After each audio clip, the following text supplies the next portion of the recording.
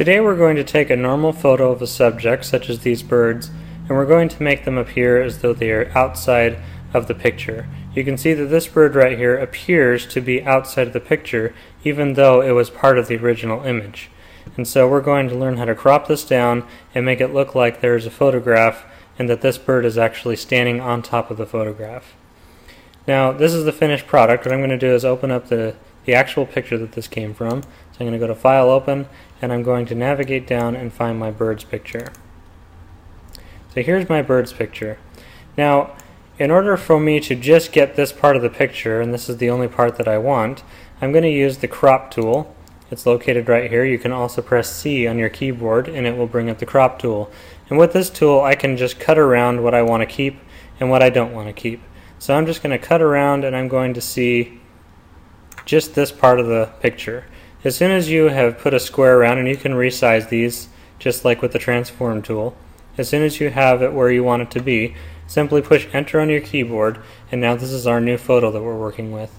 However, you can see that it's very small now, so what I'm going to do is just go to View, Fit on Screen, and now we've got a large size that we can see very clearly. The first step that I'm going to do is I'm going to create a new layer. So I'm going to go to Layer, New Layer, and I'm going to name this Frame because this is going to be my picture frame layer, or the white border that makes up the photograph. The next thing I'm going to do is I'm going to grab my rectangular marquee tool, which you can also push M on the keyboard, and with this I'm going to create my frame. So I'm just going to basically roughly draw a box around what I'm going to frame up with my picture. So you don't really need to be super precise here, but just get a rough estimate, and now I've got my frame around here. The reason that you don't have to be precise is because we're actually going to edit this line later. So just go up to Edit here, and we're going to go to Stroke, and with the stroke your color here should be white. Mine is already white, but if it's not, just go ahead and click on it and choose white, because there's a white border when you get Polaroid pictures. And the width, I've already done this, so you can see that it's set to 15, and that's the number that I was going to put it at. You could put it at multiple numbers, and you can try this out, just undo if you don't get the result that you want. But 15 for this particular photo with the size that I have here is going to work just fine. So I'm going to click OK, and here is my frame for the picture. So now that we have our frame, I'm going to go to Select and Deselect to get rid of those marching ants, or the selection path. And the next thing I'm going to do is come up to Edit, Transform, Perspective. And what the perspective transform will do is it will allow me, by grabbing the corners, to drag, and you can bend this square back and forth to get sort of a perspective on it. You can also pull it up and down to get a different kind of perspective, kind of like it's closer to you in one way and it's farther away in another. The way that I want to do this for this particular project is I'd like to bend it in towards the center, and you can see that both sides go in at the same time. If you would like for one side to be bent a lot more than the other, you can simply grab the center handlebar and you can pull this over to the side like so. And let's say that you wanted to get more of the bird in there, you can just go inside the square and you can move it in any direction you'd like to go. So I'm just going to place it in a place that I think is going to work well for me, which is probably about there would be good. Once it's in the place that you want it to be, just hit enter on your keyboard. I'm going to press enter, and that will set it in the place that I want it to be. The next thing I'm going to do is make a duplicate of my background so that I have a backup copy of it. We're also going to be taking bits and pieces of the background back out. So I'm going to right click on my background layer, and I'm going to just click duplicate layer. Background copy is fine. I'm going to click OK. Once you have the copied background, I'm actually going to turn off the eyeball of my regular background just so that it doesn't get in the way. It's not going to be important to me to see this because it's just going to be a backup and I'm not going to use it too much. So I'm going to turn the eyeball off. And with the background copy layer, what we're going to do is create a layer mask for this layer. What a layer mask does, and it's located right here, this little button here, and if you hover over it, it will say Add Layer Mask. I'm going to click on it just once, and what this layer mask is it's basically a white canvas that you can see through if you paint it black. And you're going to see this happen in a moment. Whatever I paint black when I'm on my layer mask, I will be able to see through, or it will appear to erase. leaving this layer alone. Notice that there is a box around the layer mask. When there's a box around the layer mask, that means that I'm going to essentially be affecting the layer mask. When I click over here, there's a box around the picture. That means I'm going to actually physically change things about this picture, whereas I just want to change things about the layer mask. So it's very important to know which one of these you are clicked on at the time, and you can tell because it will have this little border around it. The next thing I'm going to do is I'm just going to want to select parts of the frame layer. This is the parts that I want to erase. So I'm going to click on the frame layer, and I'm going to come up to my toolbar to my magic wand tool. You can also press W on the keyboard. Click your magic wand tool and then bring your cursor into the picture just somewhere outside the frame here, and when I click, it's just going to select the parts on the outside of the frame. If I go back to my layer mask, and I'm not just going to click on the layer, because if I click on the layer, this box is around my picture, but I actually want it to be around my layer mask, so I'm going to click on the layer mask. As I said, whatever I paint black on here is going to disappear, so what I'm going to do is make black on my foreground, make sure that black is on the top, so I can just click this little button here and it will bring black to the top, and with black you can erase, with white you can bring back. I'm also going to grab my paint bucket tool, which is G on the keyboard. If you have your gradient tool on top, simply right click this and you can go to your paint bucket tool. With my paint bucket tool, I'm going to paint on this outside edge, and you can see that you now have a transparency, but actual background has not changed, just this layer mask has changed, and so you can see that this is black and this is white, and this is the black part and this is the white part, so we can see through it. The next thing I'm going to do is select and deselect, because we're done with that portion of it. Now, the reason we can see through this is because the background layer's eyeball is off, but I'm actually going to take a piece of the background and put it on top of the frame. I'm going to show you how to do that right now. If I click the background and I turn the eyeball back on, I can see the entire picture. What I'm going to do is use my lasso tool, or the L key on the keyboard.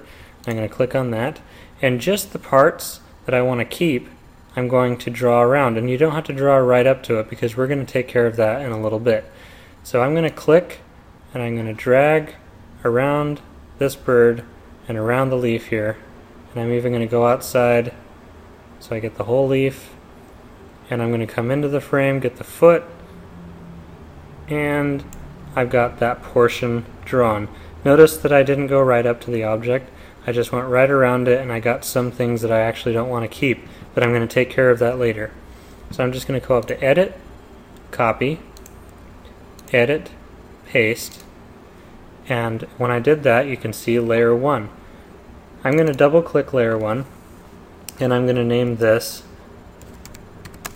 Out of Bounds, because this is the part that is going to go out of bounds. And I'm also going to rearrange this so that this is on top of the frame layer. So I'm going to click, drag it, and put it on top of the frame layer, and you can see that part of the frame has disappeared now. And I'm going to go ahead and turn the eyeball back off on my background. Now you can see that the bird is outside of the frame, and the frame is covered here in places, but we're going to go ahead and take care of that by doing a mask on this layer. Before I do that though, I want to take care of this transparency here, put it on kind of a colored background like I did on the original. So what I'm going to do is click back on my background layer, create a new layer, Layer, New, Layer, and I'm going to name this Color because it's just going to be a blank colored background. So now I've got color right here, and it's below everything else except for the background. I'm going to take my paint bucket tool, I'm going to choose a color, something not too dark, I would say, anything that you kind of like, maybe a nice brown color, and I'm going to paint, and now I can see that this picture is resting on top. Okay, back to the out of bounds layer. Click on the out of bounds layer, go ahead and add a layer mask to this as well. And I'm actually not going to use my paint bucket, but I'm going to use my paint brush. And with the brush, I'm going to use a hard brush, one that doesn't look soft on the edges, and turn up the master diameter a bit. Maybe not that big. Just depends on how big your picture is. That'll do.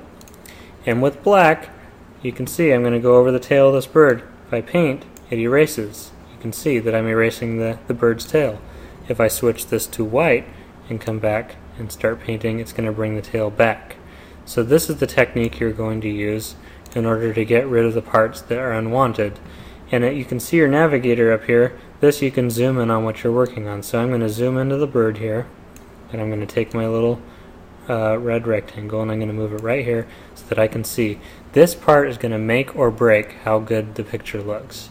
You really want to make sure that you get the image really nice and tight. So we're going to paint around the feathers here.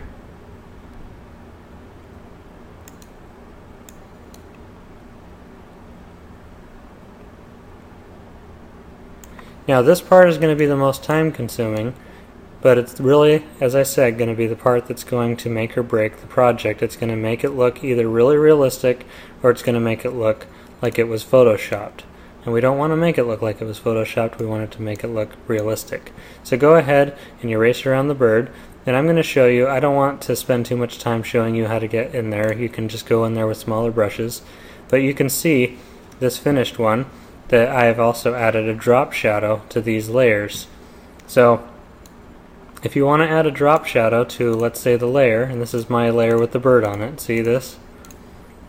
If you want to add a drop shadow to your bird, and I'm just going to throw away this effect right now so you can see it without the drop shadow.